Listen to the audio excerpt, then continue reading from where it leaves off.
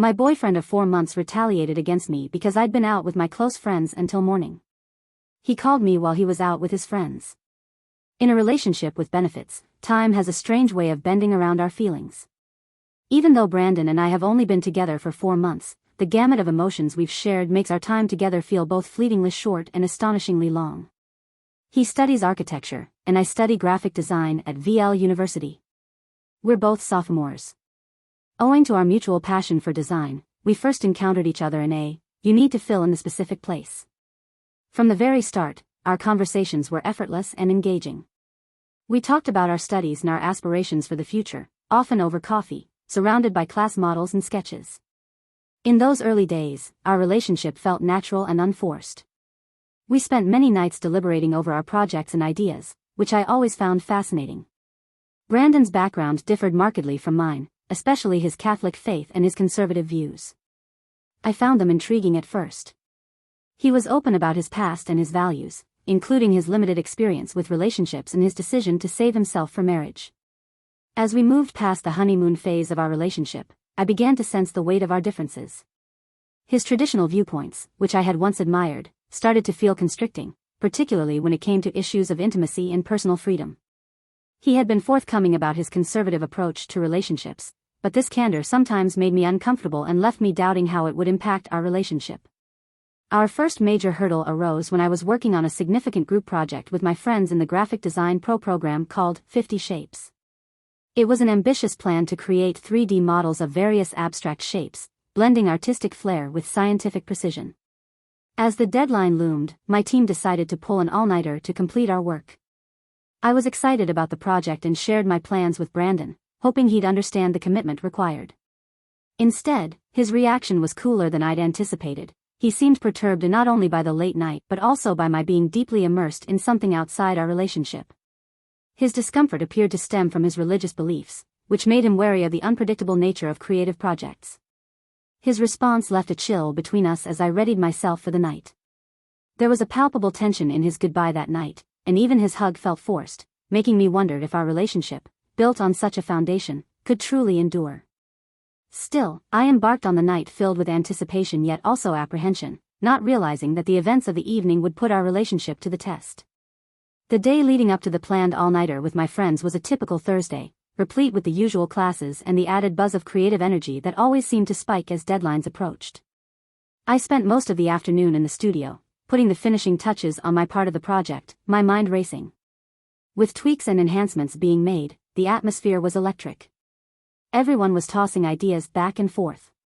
Our workspace was a testament to weeks of hard work and chaotic creativity. I checked my phone intermittently and noticed the lack of messages from Brandon. It was unusual, considering we often exchanged quick updates or words of encouragement throughout the day. Deciding to break the silence, I sent him a text message, hoping to lighten his mood and perhaps share some of my excitement. "Hey. Busy day here, but looking forward to tonight, wish me luck." I typed, hoping the smiley face would elicit a smile from him. The reply came just as I was gathering my things to leave the studio for a quick dinner before the evening marathon. "Good luck, we need to talk when you have a moment," the message read. Absent of any emojis that might betray his mood, the brevity and tone of his text sent a small tremor of anxiety through me. It was not what I'd hoped to read. Especially not today, when dinner was a hurried affair at a nearby cafe, where I sat alone with a sandwich and a cup of strong coffee and pondered Brandon's message. The cafe was cozy, a little nook that usually served as a frequent refuge for me from the campus hustle and bustle. But today, the warmth of the cafe did little to dispel the chill that had settled within me. When I returned to my apartment, Brandon was waiting for me, his figure silhouetted against the door of our small shared living room. There was an unmistakable tension in his posture as I entered. Inside, the look on his face was serious, more somber than I'd seen in days. "Hey, you're home early," I said, trying to sound cheerful. Brandon just nodded. His eyes tracked me as I dropped my things. "We need to talk. About this project night of yours," he began, his voice calm but with an edge. "I don't understand why you need to spend a whole night on this. It doesn't seem like it's just about the project." His words stung all the more because they reflected a deeper distrust that seemed to be festering between us. "It's just a project, Brandon. It's important to my class, and you know how these things go.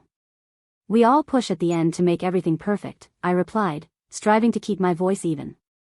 He crossed his arms and frowned. It's always about the project, isn't it? Or is it something else? It feels like you're slipping away, doing all these things without me, and tonight it just feels like you don't want me around. I sighed, feeling the weight of his words and the widening gulf they represented. This isn't about me not wanting you around, Brandon. This is about me having to do this for my degree, for me. I thought you understood. He looked away, the lines on his face betraying his inner turmoil. I do, it's just hard sometimes. Sometimes I miss the way things used to be. There was a sadness in his voice that tugged at my heartstrings, a reminder of simpler times when our biggest concerns revolved around what movie to watch or what dessert to share on a Saturday night. Standing in the dim light of our living room, those days felt like distant echoes, overshadowed by the growing complexity of our relationship. I missed that, too. Quietly, I acknowledged the distance between us. The feeling was even more pronounced in the silence. The dinner that followed ended in an uneasy truce, the issue temporarily shelved but the tension lingering like a stubborn fog as I gathered my things to leave. Brandon's voice stopped me at the door. Be safe, okay, he said, a trace of the old warmth in his voice that made my heart ache for what we once had. I will, I promise, I replied, offering him a small, hopeful smile before stepping out into the cool evening air, the possibilities of the night stretching out before me like the sprawling campus pathways. My enthusiasm for the project was still there, but now tinged with a poignant blend of concern and longing for our relationship. I was still learning how to navigate the challenges. The night of the project would be intense, a fusion of creativity and chaos. As we worked against the clock, my friends and I had reserved a study room in the university's main library, a space often commandeered for late-night study sessions and collaborative projects. I arrived around 8 p.m. The familiar sense of excitement and nervous energy filled the air, palpable among the scattered laptops, papers, and 3D materials that littered the tables. The first few hours flew by as we dove into our tasks. Anna, a meticulous planner, coordinated our efforts and ensured everyone stayed on track with their assignments. John, always the perfectionist, was engrossed in adjusting the lighting on our 3D models, creating the perfect shadows that made our characters look almost lifelike. My role was to integrate the background graphics I'd designed, making sure they complemented the models rather than overpowering them. I sent a quick message to Brandon. Hope your evening is relaxing. The immediate response I was hoping for didn't come, and I pushed aside the slight worry by redirecting my focus to the lively discussion about color schemes swirling around me as midnight approached and we took a quick coffee break at the library's 24-hour cafe. It was bustling with other students who were similarly burning the midnight oil, and the air was thick with the aroma of espresso and the low hum of hushed conversations. I checked my phone again and noticed the absence of a message from Brandon, a ripple of concern stirring within me, but I was quickly drawn back into the banter of my friends discussing the latest episode of a popular design reality show. By 2 a.m., the project was coming together, but fatigue was setting in. We fueled ourselves with energy drinks and the collective adrenaline that comes with nearing the finish line. I sent another message to Brandon, a little more detailed this time. Still working hard. Miss you. The read receipt popped up almost immediately, but there was no reply. The silence that greeted me made the coffee seem a little more bitter as 4 a.m. rolled around. We were in the home stretch, putting the finishing touches on our project. The room was quieter now, the earlier excitement having given way to focus and the occasional yawn. I sent a final update to Brandon, half hoping he'd respond with words of encouragement or at least acknowledge my efforts. Almost done here. Can't wait for you to see the final product. I love you. The lack of response felt heavier this time. I stared at the screen for a moment longer than necessary, the glow accentuating the worry lines that had formed between my eyebrows. Finally, around 5:30 a.m., we had finished our project, a visually stunning presentation of geometric and organic shapes that stood as a testament to our hard work and collaborative spirit. There was a collective sigh of relief, mingled with pride as we packed up our things. Despite the successful conclusion, my heart wasn't fully in the celebration. Unanswered messages from Brandon cast a shadow over my mood. I headed home just as the sun began to peek over the horizon and painted the sky with shades of orange and pink. The apartment was silent. Brandon's side of the bed was untouched, indicating that he hadn't slept. I found a note from him on the kitchen counter. I went out to clear my head. We'll talk. When I got back, the note was different from his usual thoughtful messages and did little to ease the knot of anxiety that had tightened in my stomach over the course of the night. The words, so stark and devoid of his usual warmth, felt like a cold draft through the room. It was unlike him to leave such a terse message. Sitting on the edge of our bed, I felt the weight of the night's efforts on my shoulders and the even heavier burden of an unresolved conflict waiting in the wings. The joy of completing our project was tinged with a sadness that had become all too familiar lately, a reminder of how Brandon and I had grown apart in such a short span of time as I awaited his return. The excitement of the night faded into the background, overshadowed by the uncertainty of the conversation that awaited. Brandon returned home late in the afternoon. The sound of the front door closing was a harbinger that a confrontation was imminent. I could hear the muffled sounds of his movements as he hung up his coat and placed his keys in the bowl. At the entrance, every sound echoed slightly in the tense silence of our apartment, the atmosphere charged with the anticipation of the difficult conversation that lay ahead. I was in the living room, where I'd been staring out the window at the cityscape, lost in thought and dreading his return. When he came back, his expression was inscrutable, a mask that hid all the emotions he'd been stewing in during his hours away. He paused at the door, his posture rigid, then slowly approached where I sat. "So you were out all night?" he asked, his tone skeptical and laced with a bitterness that made me feel like I was on trial. "For a project," I replied, trying to keep my voice steady despite the physical and emotional strain. "I didn't want to be out this late, but we had to get everything done. It's not something I can just put off." Brandon scoffed, shaking his head as he took a few steps before turning to face me. "All night again? It seems like a lot to do for just one project. You could have done some of it at home, couldn't you? Did it have to be an all-nighter?" His doubt stung, and I could feel the defensive walls rising within me. It wasn't just me, it was the whole group. We had to work together to get this done. It's not something I can control. Everyone was counting on each other. He continued to look unconvinced, his arms crossed over his chest as he leaned back against the wall. "I just don't like you being out like this and not even calling to check in. How am I supposed to trust that?" The room seemed to shrink with every word. The air between us was thick with unsaid things and pent-up frustrations. I was so tired of it, so exhausted from the project and the sleepless night. "I'll tell you the truth, Brandon, I'm too busy to call, but I've been texting a lot," I said. Brandon's eyes hardened and he let out a long sigh, a sound of frustration and disbelief mingled together. "I don't know, it just doesn't feel right. Something about this just doesn't feel right." The conversation spiraled out of control, with each of us dredging up old issues and misunderstandings, our voices rising and falling in a familiar pattern of conflict, despite my attempts to explain the necessity of the evening. Brandon remained skeptical, his trust seemingly eroded by the incident. As the discussion continued, I felt a profound weariness wash over me, not only from the lack of sleep but from the constant struggle to justify my actions and intentions. Intentions aside, it was draining to constantly feel the need to defend my commitment to both my education and our relationship.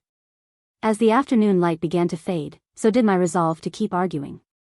Finally, I stood up, a gesture that halted our heated exchange. "I need to rest, Brandon," I said quietly. "The argument is over. I'm sorry you feel that way. But I've told you the truth, and I hope you can believe me." Without waiting for his response, I turned and made my way to the bedroom, leaving Brandon in the living room.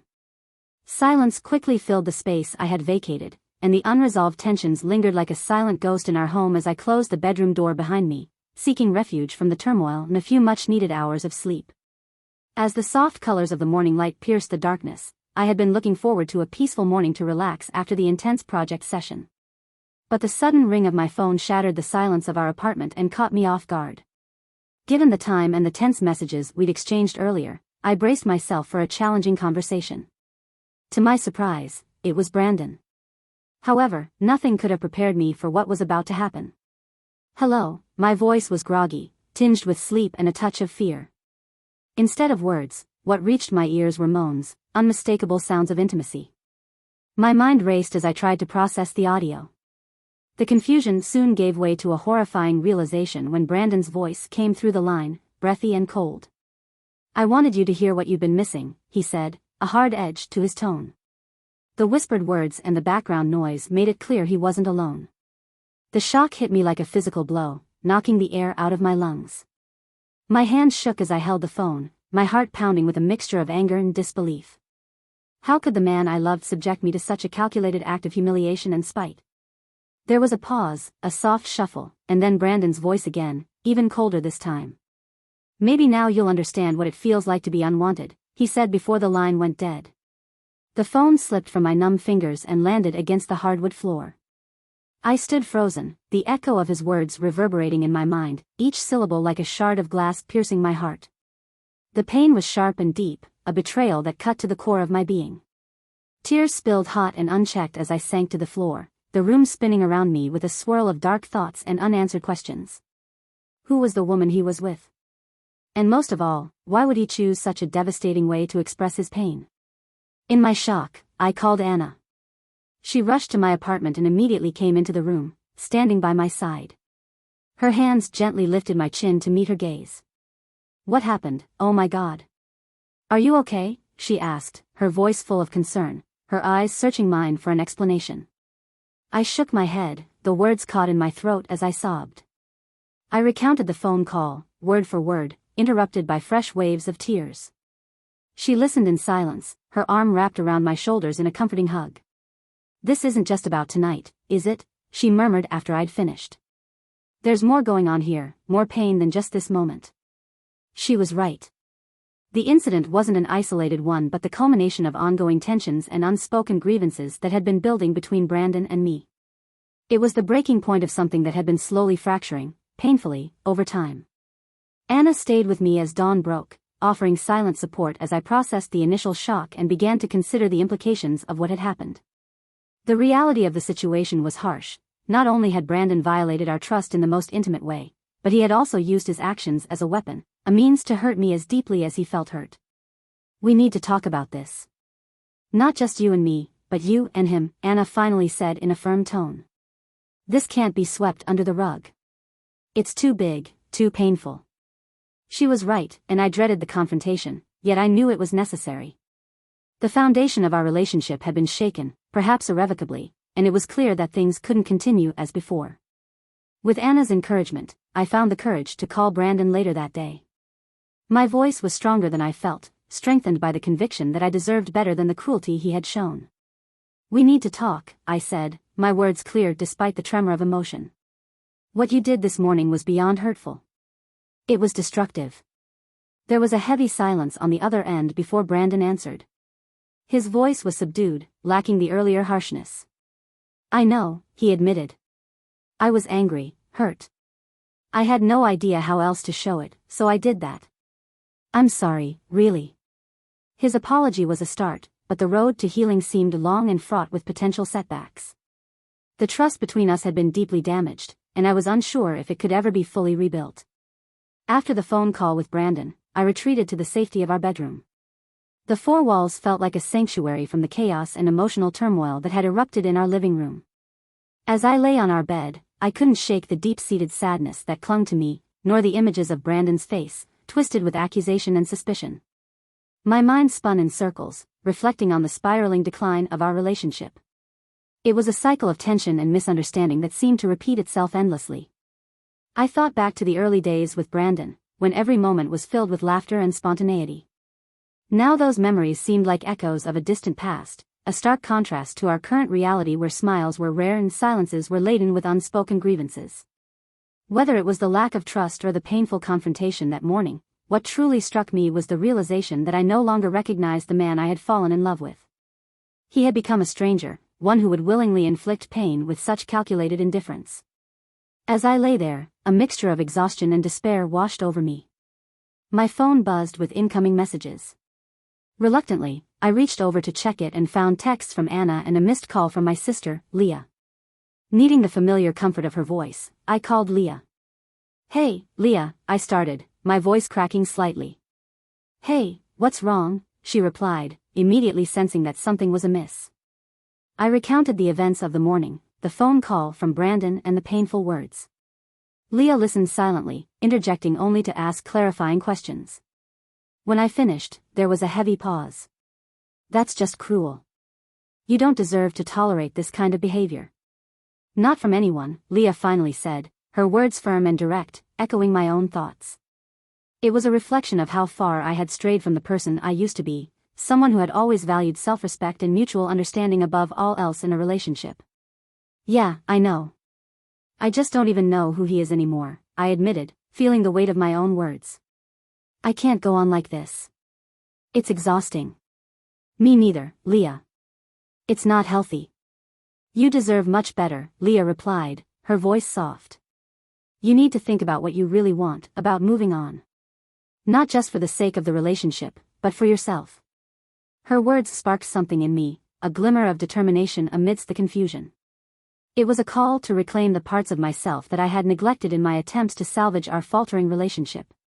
I needed to think about what I really wanted, not just drift along in the current of Brandon's moods and accusations. Later that day, I met with Anna for coffee. As always, she was a grounding presence, someone who could cut through the noise and help me see things more clearly. As I sipped my coffee, Anna laid it all out for me. When you're with him, you know you're not yourself. You're always tense, always worrying about how to navigate Brandon's feelings. When's the last time you did something for yourself? Something that made you happy? Her question hung in the air, strong and challenging. I didn't have an answer, and that in itself was a sign that things had changed. Maybe it's me, Anna, or maybe I'm just seeing this side of him that he's been hiding all along, I said, the realization bitter. Anna furrowed her brow in thought. More importantly, what are you going to do about it? That was the question, wasn't it? Continue in a relationship where I felt so undervalued, so misunderstood? That was unbearable. Yet the thought of ending things, of stepping into the unknown after all we had shared, was daunting. Over the next few days, I took time to reflect on my values, my needs, and my future. I thought about the kind of love I wanted, the kind that was nurturing, respectful, and joyful. It was clear that what Brandon and I had now was far from those ideals, overshadowed by resentment and pain, a far cry from the partnership I had envisioned. I realized that moving forward alone was a better path than staying in a relationship that had lost its way. It wasn't just about finding happiness, but about regaining my self-respect and rediscovering the strength I had before the relationship. With a heavy heart but a clear mind, I decided it was time to end the relationship with Brandon. My decision wasn't out of spite or anger, but came from a place of honesty and self-respect. I hoped that he would understand and set me free, that he would see the necessity of the decision I was making. The decision to end our relationship wasn't easy, but it was a step towards healing, towards regaining the joy and peace that had once filled my life. As I prepared for this final conversation with Brandon, I felt a mixture of sadness and relief. Sadness for all that we had lost and relief that I was finally taking a step toward a future where I could be myself again, free from the shadows our love had become. The end with Brandon was as difficult as I had expected, but underneath all the pain, there was a determination. I was clear in expressing my feelings and the sadness of a relationship that had strayed too far from happiness and respect for each other. Brandon's expressions were a mixture of remorse and quiet recognition. Eventually, he understood and acknowledged my decision, although it was evident that he was upset and regretful. In the weeks that followed, the immediate sense of relief I felt was tinged with moments of profound loneliness. Our apartment, once alive with shared dreams, now echoed with the silence of solitude. I spent long evenings reflecting on what had gone wrong, turning over the memories, both sweet and bitter. This introspection, though painful, was a necessary part of my healing process. The sharpness of the recent wounds gave way to a deeper understanding of myself and my limitations. I began to reconnect with old friends and family. Relationships that had been neglected became sources of comfort and joy, and their support was instrumental in restoring the sense of self that had been eroded in my efforts to save a failing relationship. The knowledge I gained from this period of my life was priceless, yet hard won. I came to understand the value of being honest and open with myself and with a partner. I realized the danger of compromising too much and losing myself in the attempt to keep others happy. I made a self-promise to prioritize my emotional fulfillment and respect for myself over my fear of being alone in a relationship. As I move forward, the scars from this experience remain, but they are a testament to my resilience. They remind me that I have the strength to face difficult truths and make the hard choices that I deserve, to be loved fully and without reservation. The journey of reclaiming the joy and peace I once knew is ongoing, but now I am walking it with a clearer vision of who I am and what I truly value in life and love. I cherish life and love, and I hope that those who have heard and read my story can take something from it. I removed it from the platforms where I had published it, as I don't believe the details of what he did to me should reflect poorly on my accounts. The only site I would like to share this story on is this one. Please leave a comment after reading the story so I know what everyone thinks. I'll probably read it several times. I want to thank you again for listening as I shared my story.